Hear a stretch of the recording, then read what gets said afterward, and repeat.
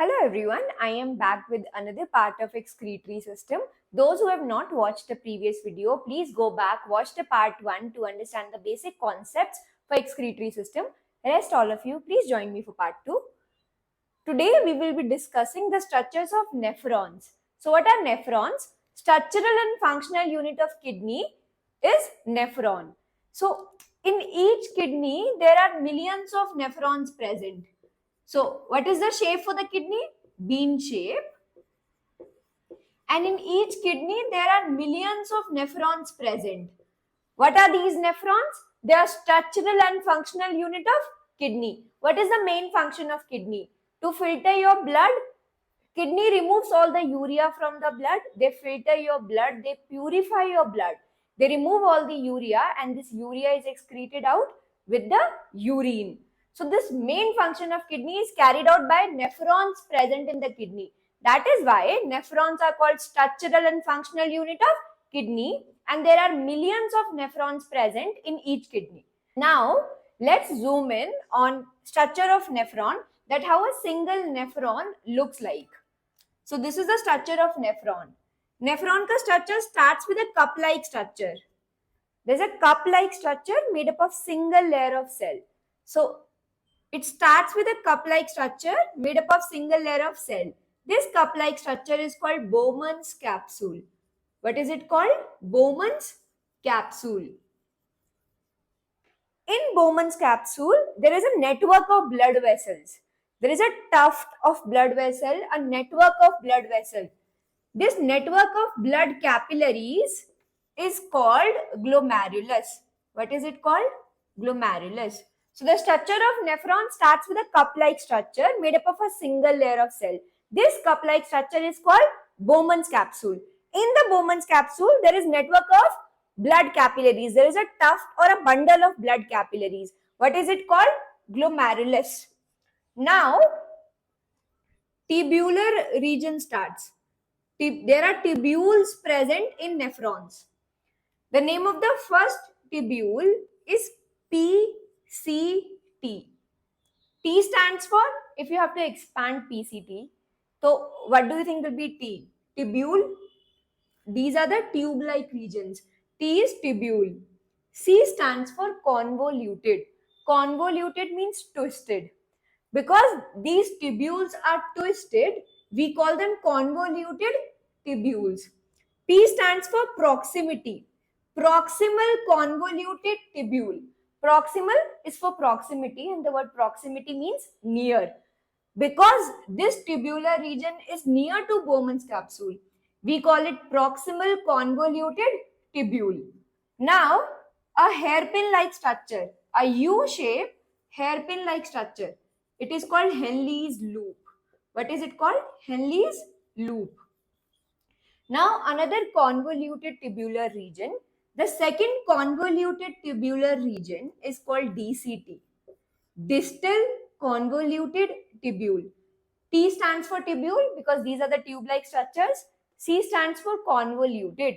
The word convoluted means twisted. D stands for distal. The word distal means far away. This is distal convoluted tubule because it is far away from Bowman's capsule. This is proximal convoluted tubule because it is in proximity to Bowman's capsule. Now the last part of nephron is a duct called collecting duct. All the urine in the end will get collected in this collecting duct. I will explain function of each and every part of the nephron. So this is the diagram for one nephron. In each kidney, there are millions of nephrons present. And what are nephrons? They are structural and functional unit of kidney. Why do we call them structural and functional unit of kidney? Because the main function of kidney is to make urine, and with the urine, what is removed from your blood? Urea. That main function of the kidney is carried out by the nephrons present in the kidney. That is why nephrons are called structural and functional unit of kidneys. This was the structure of one nephron. It starts with a cup-like structure called Bowman's capsule.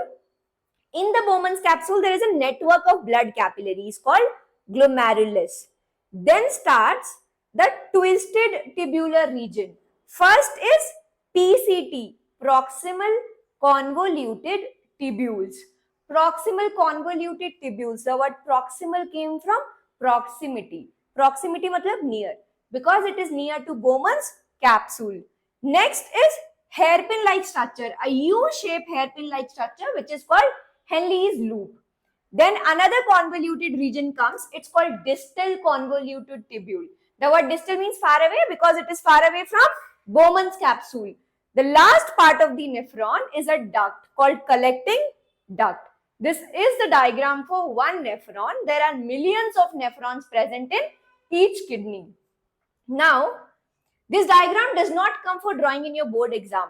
But can you guess which kind of question can be asked in section A?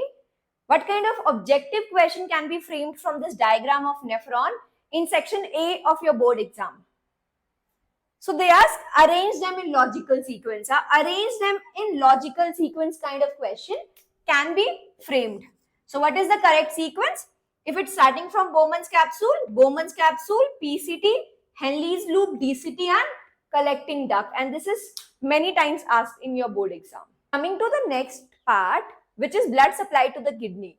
Now, all of you know, biggest artery of your body is aorta. So, aorta divides into two branches, renal artery, and both the renal arteries enter into respective kidneys. The word renal is associated with kidneys. The word hepatic is associated with liver. The word pulmonary is associated with lungs. So, aorta, the biggest artery of the body. Is it possible for one artery to give oxygenated blood to trillions of cells of your body? No, right? That is why aorta, the biggest artery, divided into multiple branches so that oxygenated blood is supplied to all the parts of your body. So aorta divided into two branches called renal artery, and both the renal arteries enter into respective kidneys. Now what happens inside the kidney? So in the kidney, renal artery will break into multiple branches. These branches of renal artery are called arterioles.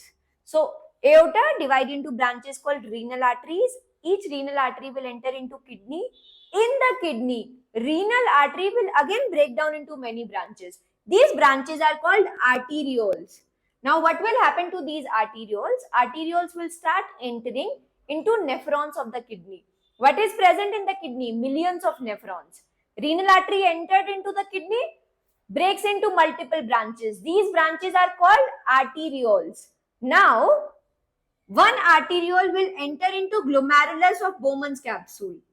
The arteriole which is entering into glomerulus is called afferent arteriole. The arteriole which is leaving the glomerulus is called efferent arteriole. A for arrive at glomerulus, afferent arteriole. E, exit. The one which is exiting the glomerulus is called efferent arteriole. So, renal artery in the kidney breaks into multiple branches called arterioles. One arteriole enters into the glomerulus. The arteriole which is entering into the glomerulus is called afferent arteriole. To memorize, A for arrive, so arrive at glomerulus, afferent arteriole. The arteriole which is leaving the glomerulus, efferent arteriole. E for exit, so the arteriole which is exiting the glomerulus is called efferent arteriole. Now what will happen to efferent arteriole? Efferent arteriole will run a particular distance and then will again break into branches. A network of capillaries. Efferent arteriole will again break into branches to form a network of capillaries. These all are network of capillaries. The secondary capillary network will surround all the tubular region. It will surround PCT, Henle's loop and DCT. And this secondary capillary network has a name. It is called vasa recta. What is it called? Vasa recta. I will repeat. Aorta, the biggest artery of the body. Is it possible for that biggest artery to give oxygenated blood to the trillions cells of the body? No, right? That is why the biggest artery divides into multiple branches so that oxygenated blood is given to each and every cell of your body. So dorsal aorta divides into two branches, renal artery. The word renal is associated with kidney. So renal artery will enter into which part of the body? Kidneys. What will happen to renal artery once it enters into the kidney? Renal artery will break into multiple branches called arterioles. Now what will happen to these arterioles? There are nephrons present in the kidney. Now the arteriole which is entering into glomerulus is called afferent arteriole. The arteriole which is leaving the glomerulus is called efferent arteriole. So efferent arteriole थोड़ा सा चलेगा, उसके बाद efferent arteriole will again break into network of capillaries. ये सारा capillary network ने किसको surround किया हुआ है? PCT, Henle's loop and DCT. And this secondary capillary network has a name. What is that name? Vasa recta. Now what will happen? All these capillaries will again reunite to form a vein. The name of the vein will be renal vein. Renal vein is coming out of the kidney. So all these capillaries will again reunite to form a vein. That vein will go out of the kidney. What is name of that vein? Renal vein. I will explain the part of afferent, efferent, what was the function of secondary capillary network. I will explain the function of each and every part of nephron, of everything which we have seen just now. But for now, I want to make sure that you have understood the blood supply, the blood vessels which are supplying the oxygenated blood to the kidney. So dorsal aorta breaks into branches renal artery. Renal artery, once it enters into the kidney, breaks into branches called arterioles. Arteriole which enter into glomerulus, afferent. The arteriole which leaves the glomerulus, efferent. Efferent arteriole thoda sa chalke will again break into branches. Network of capillaries called vasa recta. Or a network of capillaries will surround the tubular region, will surround the PCT, Henle's loop and DCT. अब क्या होगा? These capillaries will slowly start reuniting to form a vein. That vein is called renal vein. The vein which is coming out of kidney is called renal vein. So coming to the next part about the blood present in renal artery and renal vein. So there are two types of blood, oxygenated blood and deoxygenated blood. I will be using these four terms for now: pure blood and impure blood.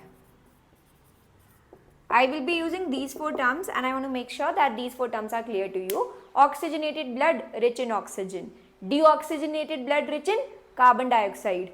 Pure blood means it is free of urea and other waste products.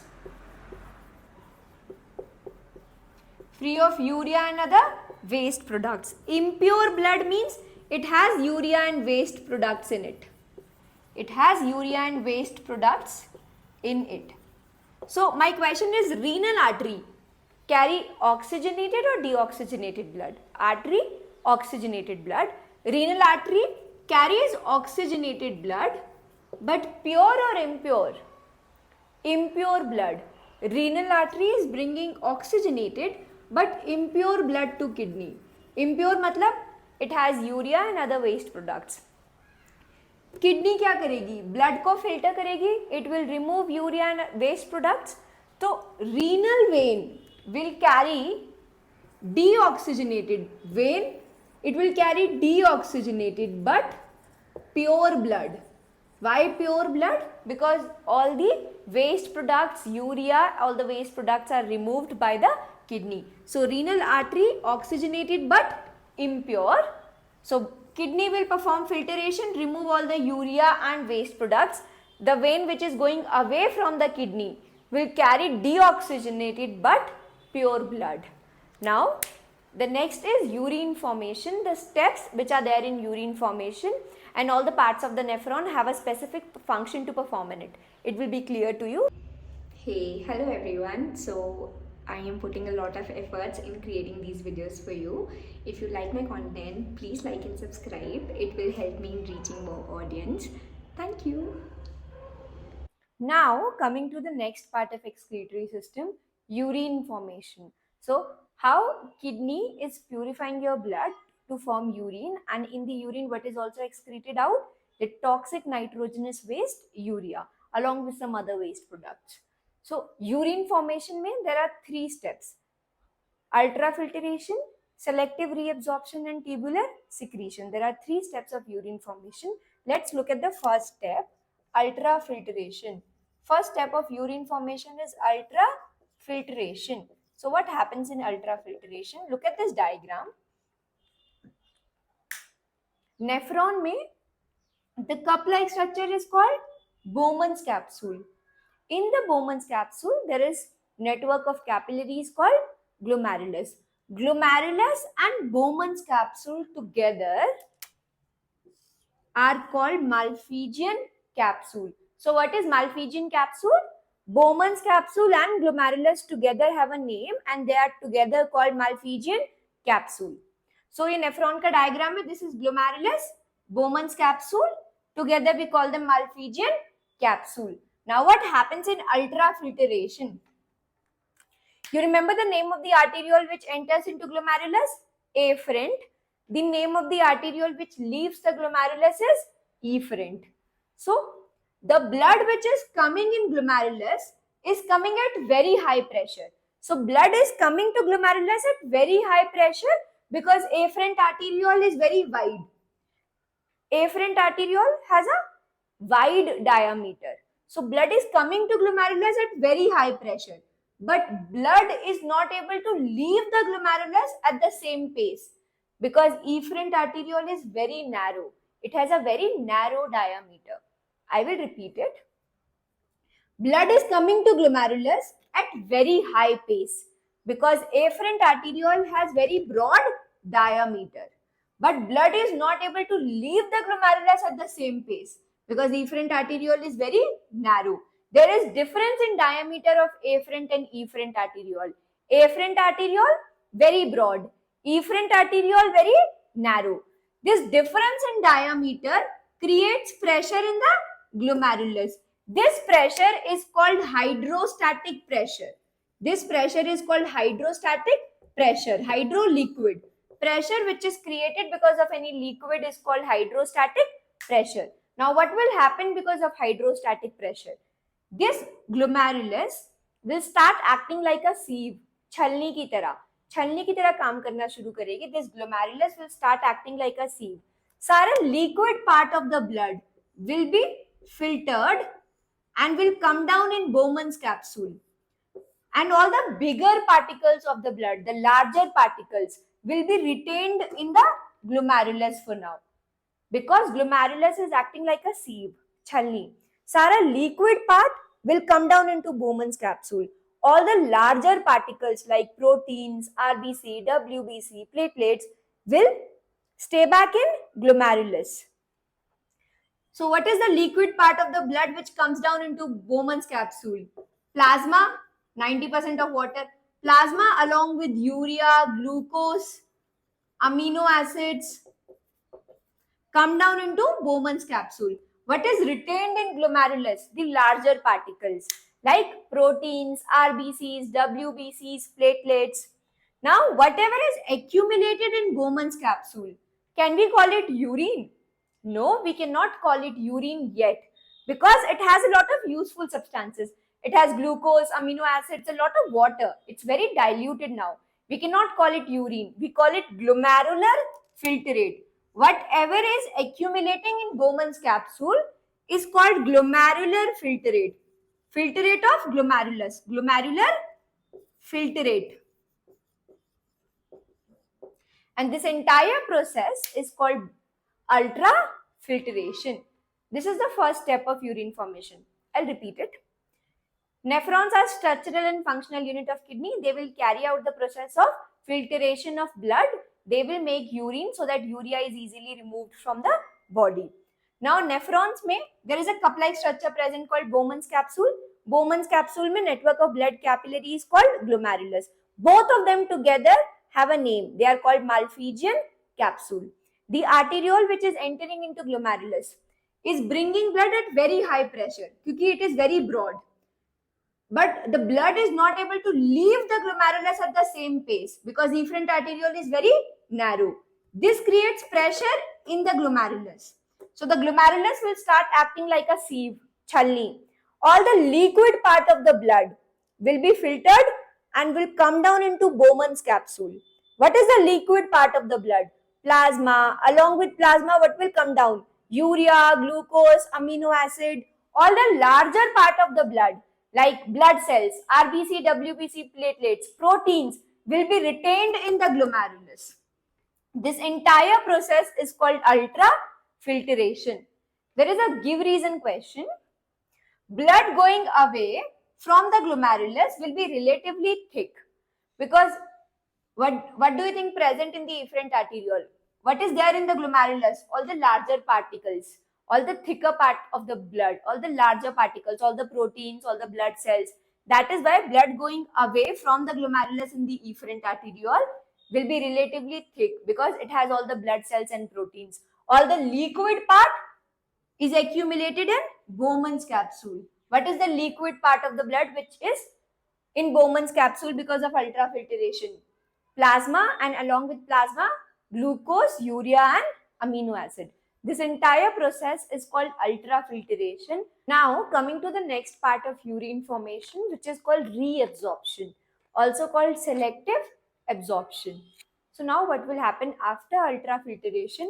All the liquid part of the blood has come down into Bowman's capsule, and all this liquid part is plasma. In plasma, what is present? Glucose, urea and amino acid. All the liquid part which is accumulated in Bowman's capsule is called glomerular filtrate. Now what will happen in the next step? This glomerular filtrate will go into this tubular region, will go into PCT, Henry's loop and DCT next. When this glomerular filtrate will go to PCT, what will happen in PCT? PCT will reabsorb 90% of water from glomerular filtrate. Glomerular filtrate has a lot of water in it. 90% of the water from glomerular filtrate is reabsorbed by the PCT region. So the main function of PCT is reabsorption of water. Maximum water is reabsorbed in which part from glomerular filtrate? PCT. जैसे ही glomerular filtrate will pass from PCT. PCT is surrounded by network of capillaries. PCT will reabsorb 90 to 92% of water from the glomerular filtrate. Now the glomerular filtrate will move to the next part of the nephron, Henle's loop. What will happen in Henle's loop? Even in Henle's loop, some amount of water, sodium and glucose is reabsorbed from glomerular filtrate. So ultrafiltration happened, everything, all the liquid part along with glucose, urea, amino acid is accumulated in Bowman's capsule. Now this glomerular filtrate will go to PCT region. What will happen in PCT? Most of the water, 90 to 92% of water is reabsorbed from the filtrate. Now this filtrate will go to Henle's loop. What will Henle's loop do? It will also reabsorb some water, but along with water, glucose and amino acids, because they are useful for the body, right? The useful substances are also reabsorbed. This process is called selective absorption. Why selective absorption? Because selective substances are reabsorbed from glomerular filtrate. Is everything from glomerular filtrate getting reabsorbed? No. Selective substances which are useful for your body are getting reabsorbed from glomerular filtrate, like water, sodium, amino acid, glucose. These substances are useful for the body. So these selective substances are getting reabsorbed from glomerular filtrate. Why not everything from glomerular filtrate?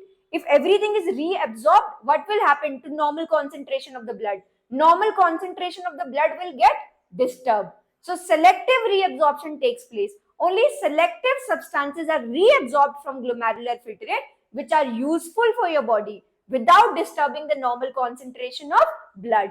This process is called selective absorption. Why selective absorption? Because only useful substances are reabsorbed without disturbing the normal concentration of the blood. PCT will reabsorb most of the water. The main function of the PCT is reabsorption of water. Henle's loop will reabsorb some amount of water along with glucose, sodium and amino acids. So this entire process is called selective absorption. This was the second stage of urine formation. Coming to third part of urine formation, which is tubular secretion. Now The filtrate from Henle's loop will go to the next part of the nephron, which is DCT. What will happen to glomerular filtrate in DCT? DCT will reabsorb some amount of the water. So some water is reabsorbed by DCT, but the main function of DCT is to secrete something into glomerular filtrate. That is why called tubular secretion. Secretion of the tubule. Which tubule? DCT. What is DCT secreting into glomerular filtrate? It is reabsorbing some amount of water, but mainly it is secreting something into glomerular filtrate. DCT will secrete K plus ions and certain drugs which are not useful for your body, like penicillin. So drugs like penicillin and K plus ions are secreted into glomerular filtrate by DCT, and the step is called tubular secretion. From the name you can make out secretion of a tubule. Which tubule? DCT. DCT is secreting something into glomerular filtrate. What is DCT secreting? K plus ions and certain drugs which are not useful for your body but still present in your body. So they are removed. Example of the drug, penicillin. Why do you think potassium ions and certain drugs are given out by DCT into glomerular filtrate? To maintain the electrolyte balance of your body. This process also helps in maintaining the electrolyte balance of the body. DCT performs tubular secretion. The main function of DCT is to perform tubular secretion. It reabsorbs some water and it mainly secretes K plus ions and certain drugs into the glomerular filtrate. Now from DCT, glomerular filtrate will move to the next and the last part of the nephron, which is collecting duct. Now whatever comes in collecting duct is called urine. Now we can start calling it urine, because all the useful substances, most of the water, glucose, sodium, amino acid is already reabsorbed. Now whatever is collected in the end, in the collecting duct, is called urine. So there were 3 steps for urine formation: ultrafiltration, selective absorption, and tubular secretion. Ultrafiltration happened in the glomerulus because of difference in diameter of afferent and efferent arteriole. All the liquid part of the blood came down in Bowman's capsule. From Bowman's capsule, the liquid part of the blood along with urea, glucose, amino acid, sodium went into PCT. PCT and Henle's loop performed selective absorption. They selectively reabsorbed all the useful substances. PCT mainly reabsorbed 90% of the water. Some water and sodium, glucose is also reabsorbed by Henle's loop. Then glomerular filtrate moved to the next part, DCT.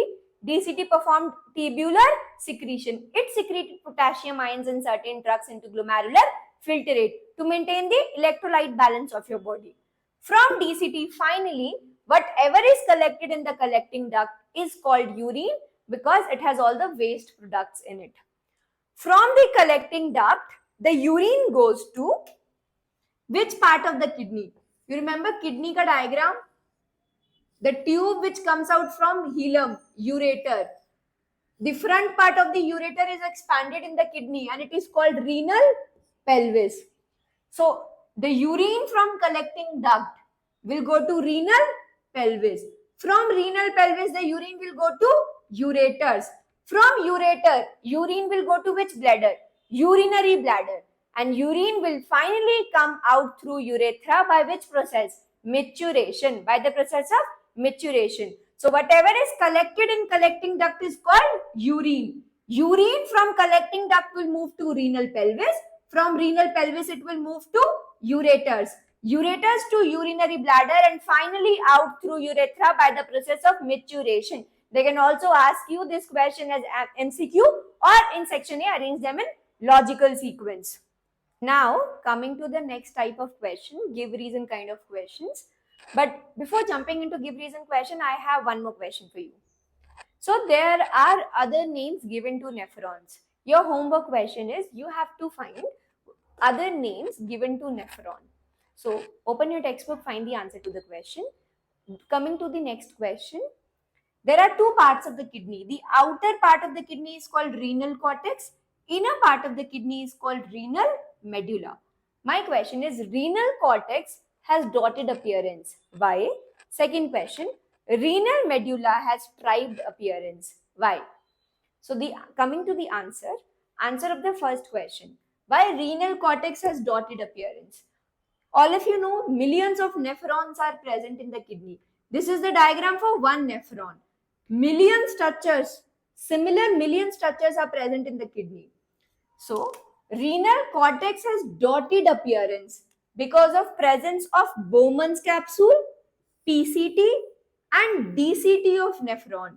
So Bowman's capsule, PCT and DCT of nephron give dotted appearance to renal cortex. Very, very important question. What are the three structures of nephron which are giving dotted appearance to renal cortex? Bowman's capsule, PCT and DCT. Renal medulla has striped appearance.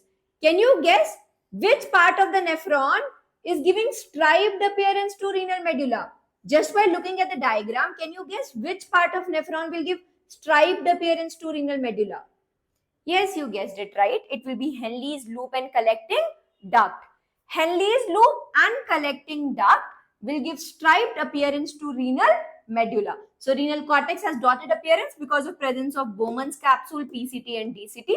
Renal medulla has striped appearance because of presence of Henle's loop and collecting duct. These are very important board questions.